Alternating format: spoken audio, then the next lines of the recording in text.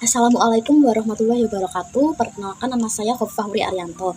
Kali ini saya izin menjawab pertanyaan tentang observasi kelas yang telah dilakukan di hari keempat. Nah, yang pertama itu tentang pengamatan terhadap motivator.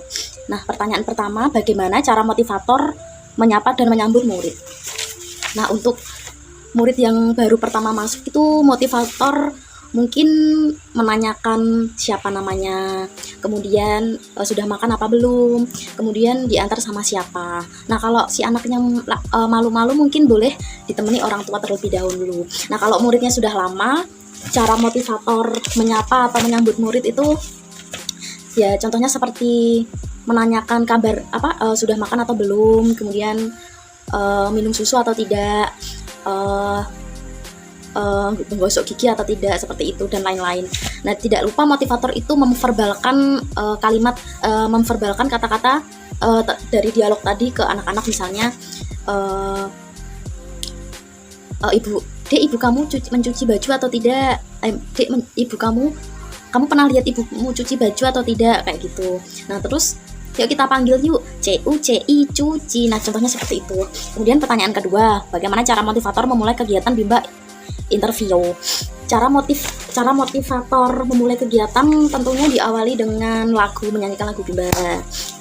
Dan motivator itu memastikan anak-anak ikut menyanyi, ikut bersemangat, seperti itu.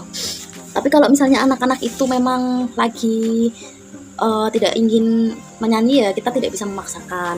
Nah, kemudian setelah itu menyanyikan lagu itu, berdoa sebelum belajar. Kemudian pertanyaan ketiga, bagaimana cara motivator membuat suasana kelas nyaman dan menyenangkan? Lah, gimana sih cara membuat kelas itu nyaman? Dengan kita sebagai motivator harus pintar-pintar membuat kondisi kelas itu sekondusif mungkin, seperti itu. Jadi anak-anak itu kita itu harus membiasakan anak-anak itu untuk kondusif gitu. Kita kasih arahan pelan-pelan seperti itu, kondusif. Kemudian kelasnya nyaman itu terkait dengan lingkungan di kelas ya, misalnya mejanya nyaman, kita harus memastikan lantainya juga bersih, kemudian ada tempat sampah di situ. Jadi kalau anak-anak ingin membuang sampah sudah ada tempatnya, kemudian lantainya tidak keras, jadi aman kan. Nah, dan kan kalau anak-anak suasananya kondusif seperti itu, anak-anak tuh bisa konsentrasi, karena kalau terlalu fisik juga ada anak-anak yang tidak bisa belajar kalau fisik. Nah, kalau untuk menyenangkan ya kita sebagai motivator memberikan arahan pelan-pelan dan tidak galak seperti itu ya, dengan ekspresi muka yang senyum menyenangkan seperti itu kepada anak-anak. Kemudian untuk pertanyaan keempat, bagaimana cara motivator mengajak anak berdialog? Biasanya ini untuk anak-anak yang pendiam seperti itu, susah untuk diajak bicara, mungkin pelan-pelan ya, pelan-pelan ditanya seperti itu. Contohnya kayak anak-anak itu kita tanya, suka apa ini adik, suka apa ini, apa suka mewarnai dulu atau suka apa, begitu kita kasih mewarnai kayak gitu. Atau mau belajar apa dulu nih, yuk belajar sama bu guru yuk, seperti itu. Terus kita juga harus persuasif ya, kita harus bersifat mengajak, seperti nanti kalau misalnya adik rajin, nanti bu guru kasih bintang. Nah, seperti itu. Nah, nanti kita pelan-pelan, nanti anak akan mau, seperti itu. Kemudian pertanyaan kelima, bagaimana cara motivator memberikan reward atau motivasi kepada anak? Caranya dengan TOS. Motivator itu memberikan reward dengan cara TOS. Kemudian pertanyaan selanjutnya, kapan motivator memberikan untuk pertanyaan selanjutnya, bagaimana ekspresi, sikap, dan penampilan motivator selama kegiatan bimba? Ekspresinya tentunya menyenangkan ya, kemudian ekspresinya selalu tersenyum, lembut tapi disiplin, seperti itu. Mengajarkan anak untuk tetap disiplin dan ya mengajarkan hal-hal kepada anak lah, seperti itu. Kemudian sikapnya juga lembut, kemudian cara mengajarnya juga lembut, seperti itu. Dan penampilan motivator selama kegiatan Bimba. Penampilan motivator selama Bimba akan diusahakan yang terbaik, seperti pakaiannya juga pakaian yang rapi, bersih, wangi, pokoknya yang terbaik lah. Kemudian wajah motivator juga di makeover begitu semenarik mungkin, dan pakaiannya juga harus selalu bersih dan wangi seperti itu. Kemudian pertanyaan ke-8, apa yang dilakukan oleh motivator agar murid tidak merasa bosan? Nah, agar murid tidak merasa bosan itu kita harus menyelingi dengan permainan seperti, ayo kalau adik-adik kalau udah selesai boleh main nih, tapi mainnya ini ya, mainnya jangan dorong-dorongan ya, mainnya pelan-pelan aja, jangan terlalu kencang suaranya gitu. Terus jangan lari-lari sampai dorong temannya ya, pokoknya boleh yuk main, atau ditemenin sama bu guru yuk mainnya seperti itu, atau kalau bosan bisa anak-anaknya itu disuruh mewarnai dulu atau bagaimana gitu. Kemudian untuk pertanyaan ke-9, apakah motivator mengarahkan dan membimbing murid melakukan kegiatan bermain baca-bacaan secara berbarengan? Ya, motivator membimbing murid bermain baca-bacaan secara berbarengan. Jadi di sini motivator memverbalkan kata kepada semua murid, dan murid tuh menjawab seperti itu, dan menjawabnya secara bareng-bareng, tepat dan benar. Nah, contohnya SU bacanya, terus kemudian secara berbarengan murid itu menjawab susu. Nah, contohnya seperti itu. Nah, setelah itu selesai, motivator memberikan reward dengan cara tos kepada anak-anak. Contohnya, tos dulu ya, tos satu-satu seperti itu. Kemudian untuk tema kedua, tentang pengamatan terhadap murid. Pertanyaan yang pertama, bagaimana ekspresi dan sikap setiap murid ketika bernyanyi dan berdialog dengan motivator pada saat kegiatan pembuka? Pada saat kegiatan pembuka ini, tentunya murid bersemangat, namun tidak menutup kemungkinan ada juga 1 atau 2 orang murid yang tidak bersemangat seperti itu. Namun kita tidak memaksanya, tapi kita tetap mengajaknya, ayo semangat seperti itu. Tetap membujuk secara pelan-pelan, kayak ayo berdoa dulu ya seperti itu. Tapi kalau si anak belum mau ya mungkin itu ada tahapannya sendiri, tidak apa-apa. Kemudian pertanyaan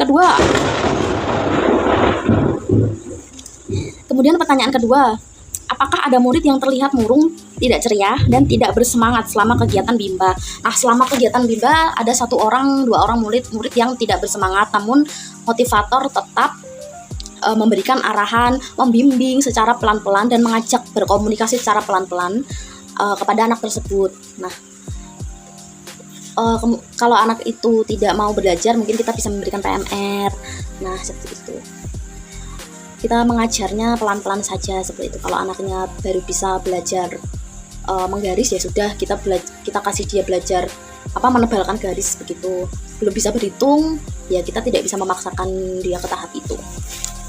Kemudian pertanyaan ketiga, bagaimana ekspresi dan sikap setiap murid ketika bermain baca-bacaan dan bermain pondul dengan motivator pada saat kegiatan inti? Sikap murid di kegiatan inti ya ada yang bisa, ada yang tidak bisa, ada yang mampu, ada yang tidak mampu seperti itu. Nah, kalau untuk yang tidak mampu ini adalah tantangan bagi motivator. Nah, caranya kita tetap membimbing pelan-pelan sampai dia berhasil begitu, sampai dia layak ke tahap selanjutnya. Untuk pertanyaan yang keempat, apakah semua murid mau dan senang melakukan kegiatan yang diberikan oleh motivator? Sepenglihatan saya, untuk kegiatan yang diberikan oleh motivator itu murid senang. Cuman ada beberapa yang tidak bersemangat. Mungkin itu disebabkan karena dia sendiri tidak mampu, atau bagaimana muridnya sendiri itu tidak mampu mengikuti atau semacamnya. Namun sebagian besar murid itu senang, apalagi waktu kegiatan mewarnai dan bermain seperti itu.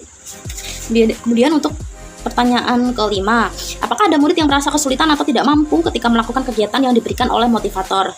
Ya, ada beberapa murid yang kurang bisa mengikuti tahapannya, mengikutinya tuh lebih lambat dari teman-teman yang lainnya ada. Kemudian pertanyaan keenam, karakter masing-masing murid yang telah saya amati seperti apa?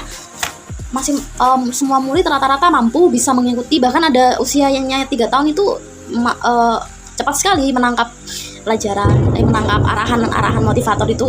Dan ada umur yang 5 tahun, sudah umur 5 tahun tapi masih belum bisa mengikuti juga ada. Tapi sebagian besar semuanya bisa mengikuti. Karakter siswa itu sendiri mungkin karena dari background keluarganya atau tidak pernah tidak pernah belajar dengan ibunya atau ayahnya seperti itu. Atau karena biasanya yang saya amati ini anak-anak yang mampu itu anak-anak yang sering belajar dengan orang tuanya begitu, dan anak-anak yang kurang bisa mengikuti mungkin backgroundnya itu di keluarganya memang kurang memiliki banyak waktu belajar dengan orang tuanya atau seperti apa. Kemudian karakternya ada yang bersemangat, ada yang tidak bersemangat, ada yang ada yang bandel, ada yang tidak, kemudian ada yang kan orang kan anak-anak kan IQ-nya beda-beda, mungkin itu kali.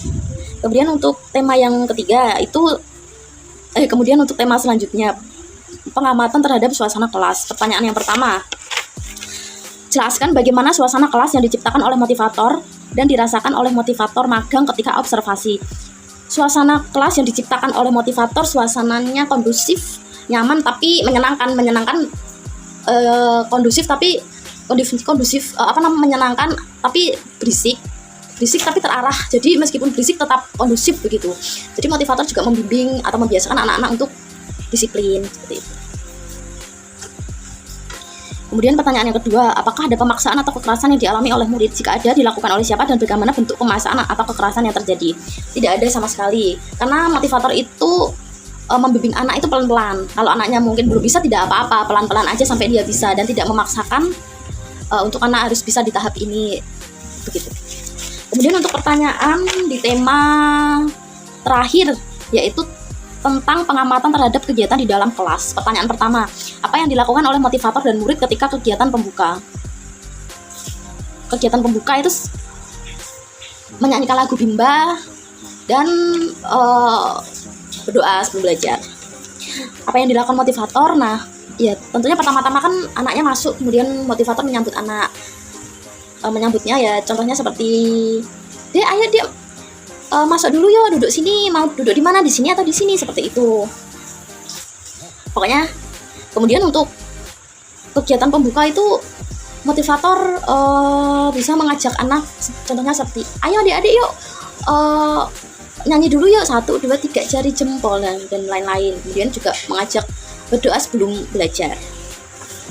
Kemudian pertanyaan yang kedua, apa yang dilakukan oleh motivator dan murid ketika kegiatan inti? Motivator waktu kegiatan inti inilah saatnya motivator memberikan modul kepada anak-anak gitu. Diberikan modul satu-satu sesuai dengan tahapannya masing-masing. Kemudian membimbing pelan-pelan anak-anak. Kemudian pertanyaan ketiga, jelaskan mengenai kegiatan utama atau kegiatan prioritas yang paling banyak dilakukan oleh murid pada saat kegiatan inti. Kita sebagai motivator saat kegiatan inti itu paling banyak harus menerapkan teori Bandul. Kalau muridnya itu pada kegiatan inti menjawab apa yang diberikan oleh motivator atau guru. Jadi motivator memberikan modul nih, begitu, membimbing nih. Nah kemudian outputnya itu kita mengharapkan respon dari anak-anak itu ya kayak melihat motivator, kemudian melakukan arah-arahan dari motivator seperti itu. Kemudian pertanyaan keempat, apa yang harus dilakukan oleh motivator dan murid ketika kegiatan penutup? Nah, setelah semuanya kegiatan ini selesai, motivator sudah memberikan buku, ketika modul sudah selesaikan, kemudian motivator memberikan reward. Setelah itu melakukan kegiatan penutup, motivator akan mengajak murid-murid untuk berdoa dulu yuk, begitu sebelum pulang seperti itu. Tapi sebelum pulang itu nyanyi dulu. Kemudian untuk pertanyaan terakhir, berapa lama durasi kegiatan bimba interview yang diterapkan oleh motivator? Untuk kegiatan bimba interview yang diterapkan oleh motivator durasinya sekitar 40 menit. Sekian, itu adalah jawaban saya. Terima kasih. Wassalamualaikum warahmatullahi wabarakatuh.